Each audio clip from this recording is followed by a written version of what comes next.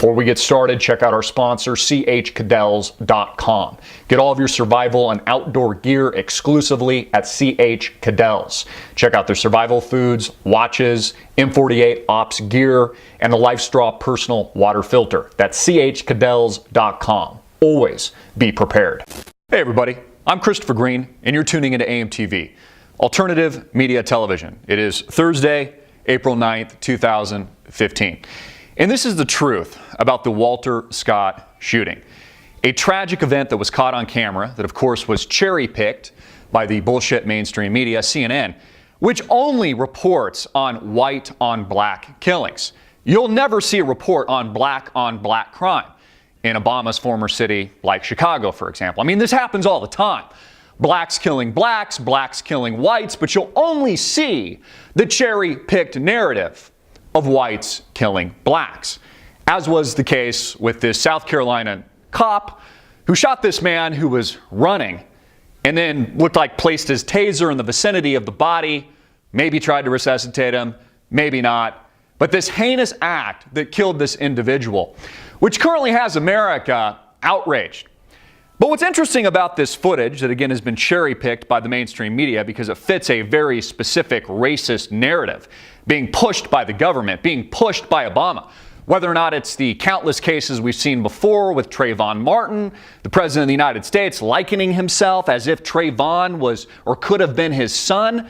I mean, it's unbelievable that he would make those kinds of comments, and very hard to believe that George Zimmerman was acquitted. Or it's the Michael Brown case, Officer Darren Wilson being acquitted, all the evidence pointing in the direction of the officer and not the alleged victim. But what's interesting about this case is the outrage being displayed across America right now. The interviews being displayed as major headlines on CNN.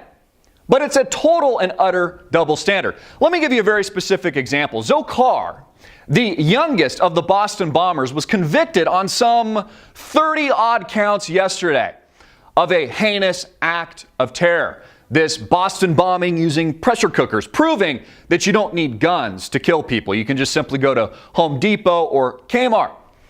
But in that particular case, Dzhokhar was fired upon while the government declared martial law, suspending the rights and civil liberties of Bostonians, suspending the Constitution. They opened fire on him for over 8 minutes, blasting away.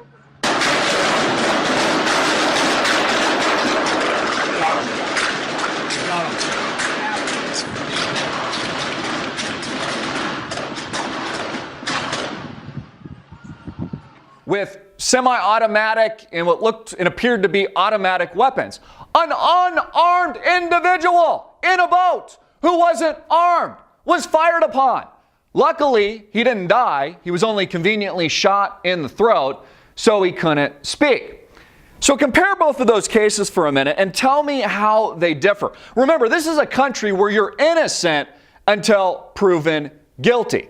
We have America in uproar over this case in South Carolina, an African-American black man who was running, who was shot in the back. And again, this cop should have to pay the price if all the evidence points in the direction of his guilt. He should have to serve a very long time in prison and bear the consequences. But how is that any different from what happened to Dzhokhar, who again was innocent until proven guilty, whose civil liberties were suspended, the Constitution suspended, and who was shot at by SWAT teams in the street in Boston, who was hiding in a boat, unarmed.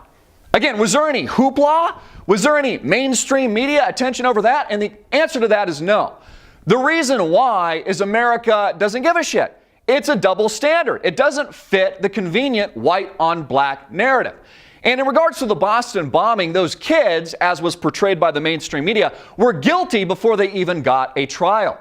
Before Dzhokhar had even been convicted yesterday, he was already guilty. So nobody cared that his rights were suspended. Nobody cared that multiple cops, SWAT team, officers shot on him while he was unarmed. A massive shootout in a suburb in the streets of Watertown. Again, both situations, no different. The only difference being what the mainstream media chooses to focus on, the narrative that they choose to build. Again, to divide and conquer America, to focus on this race war, to cherry pick cases like Trayvon Martin or the Michael Brown case or this case, this tragic case in South Carolina. And it's a double standard.